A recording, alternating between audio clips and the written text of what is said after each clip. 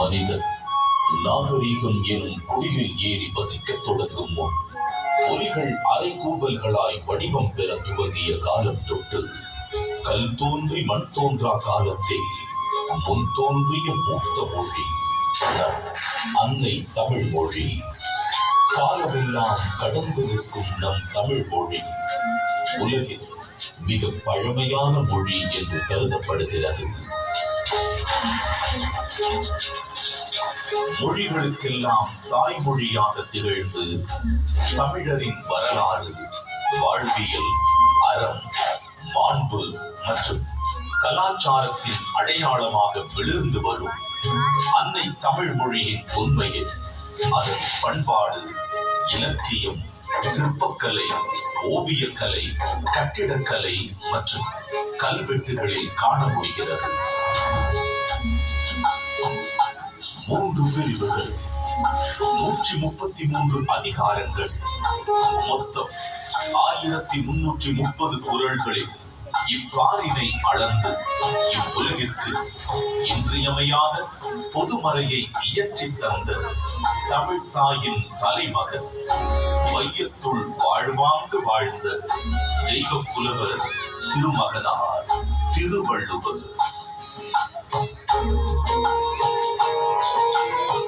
ஐயன் வள்ளுவனின் பிறந்த வருடம் தமிழக அரசால் கிமு 31 என்று வழங்கப்படுகின்றது. சென்னையின் மயிலாப்பூரில் வாழ்ந்ததாக கருதப்படும் இவர் காவிரி பாக்கத்தை ஒட்டி வாழ்ந்து வந்த மார்க் செயின் என்பவரது மகள் வாசுகியை மணமுடித்தார் என்றும் கூறப்படுகின்றது.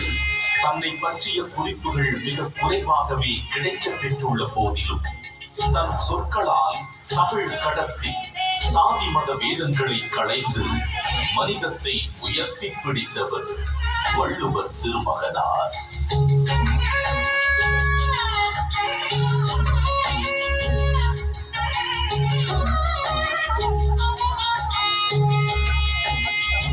சுமார் 2000 ஆண்டுகள் பழமையான சங்க இலக்கியத்தில் 11 கீழ்கணக்கு நூல்களில் ஒன்றான திருக்குறளை தமிழ் மொழியின் தலைசிறந்த நீதி நூல்களில் ஒன்றென கூறலாம்.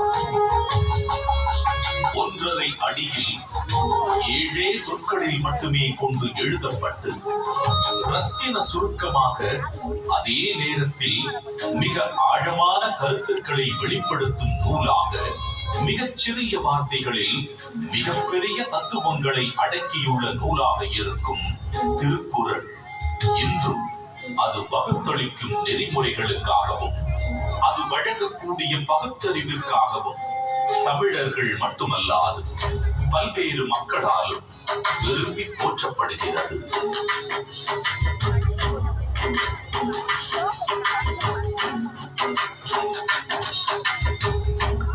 அறம், பொருள், இன்பம் என்று 3 பிரிவுகளாக அமைய பெற்றுள்ள திருக்குறளின் முதல் பகுதியான அறம் எனும் பிரிவில் மனித ஒழுக்கத்திற்கு அடிப்படையான மெய்யியல் மற்றும் தத்துவார்த்த கோட்பாடுகள் நிறைந்துள்ளன. உதாரணத்திற்கு, காலத்தினால் செய்த நன்றி சிறிதெனினும் ஞானத்தின் மானம் பெரிது எனும் குறள் ஒருவர் செய்யும் உதவி மிகச் சிறியதாக இருந்தாலும் அதை தக்க காலத்தில் செய்தால் அது இவ்வுலகை விட பெரியது என்று கூறுவதன் மூலம் நட்பின் மேன்மையை, உதவி செய்வதன் முக்கியத்துவத்தையும் எடுத்துரைக்கிறது. அடுத்த பிரிவான பொருட்பாலில் வாழ்வுக்கு தேவையான பொருளீட்டுதல், சுய மற்றும் சமூக முன்னேற்றத்திற்கான குரல்கள் இடம்பெற்றுள்ளன. உதாரணத்திற்கு, கற்க கசடர கற்பவை கற்றபின் நிற்க அதற்கு தக எனும் குரலில் கல்வியின் முக்கியத்துவம், கல்லாமையின் தீங்கு, பொருள் கூர்ந்து கற்றல், அதன் பின் அறவழி நடத்தல் போன்ற எக்காலத்திற்கும் பயன் பெறும் கூறுகள் இடம்பெற்றுள்ளன. மூன்றாம் பிரிவான இன்பத்து பாலில் இல்வாழ்க்கைக்கு தேவையான அகக்கூறுகள் இடம்பெற்றுள்ளன. உதாரணத்திற்கு, உடம்பொடு உயிரிடை எண்ணமற்றனர், மடந்தையொடு எம்மிடை நட்பு எனும் குரல் உடலும் உயிரும் பிரியாமல் ஒன்றாக இருப்பது போல இல்லற வாழ்க்கையில் இருப்போர் ஒன்றாக இருத்தல் வேண்டும் என்ற பொருளுடன் காதலின் சிறப்பையும் இல்வாழ்வின் மேன்மையையும் உணர்த்துகிறது. ஏறத்தாழ 60க்கும் மேலான உலகின் பல்வேறு மொழிகளுக்கு மொழிபெயர்க்கப்பட்ட திருக்குறள் உலகெங்கும் அதிக அளவில் மொழிபெயர்க்கப்பட்ட சமயம் சாரா நூல்களில் ஒன்றாக திகழ்கிறது. திருக்குறளின் இலக்கிய வடிவமும் பொருளடக்கமும் அதன் செம்மொழி தன்மையை வெளிப்படுத்துவதுடன் உலக இலக்கியத்தின் ஒரு மாபெரும் ஆவணமாகவும் விளங்கி தமிழின் தொன்மையையும் தமிழர்களின் பெருமையையும் இப்புவியெல்லாம் கொண்டு சேர்த்துள்ளது. வள்ளுவருக்கும் அவருடைய குரலுக்கும் பெருமை சேர்க்கும் வண்ணம் அன்றைய தமிழகத்தின் முதலமைச்சராக இருந்த முத்தமிழறிஞர் டாக்டர் கலைஞர் மு. கருணாநிதி அவர்கள் திருக்குறளுக்கு உரை எழுதியது மட்டுமல்லாமல் பேருந்துகளில் திருக்குறள், பள்ளிப்பாடங்களில் திருக்குறள், திருக்குறள் கவியரங்கம், திருக்குறள் ஆய்வு என எளிய மனிதருக்கும் வள்ளுவரை கொண்டு சேர்த்தார். அவரது புகழை நிலைநாட்டும் விதமாக 1975 தொடங்கி பல இன்னல்களுக்கு பின்னர் 2000ஆம் ஆண்டு குமரி முனையில் 133 அடி உயரமுள்ள திருவள்ளுவர் கற்சிலையை திறந்து வைத்தார். இதைத் தொடர்ந்து குமரியில் உள்ள திருவள்ளுவர் சிலையின் வெள்ளி விழாவை முன்னிட்டு விவேகானந்தர் பாறை, வள்ளுவர் சிலை இவ்விரண்டையும் இணைக்கும் விதம் சுமார் 250 அடி நீளம் உள்ள கண்ணாடி பாலம் தமிழக முதல்வர் மு. க. ஸ்டாலின் அவர்களால் திறக்கப்பட்டது. இந்தியாவின் முதல் கடல் மேல் கட்டப்பட்ட கண்ணாடி பாலம் இது என்பது வள்ளுவருக்கு மற்றும் ஒரு மணிமுடி.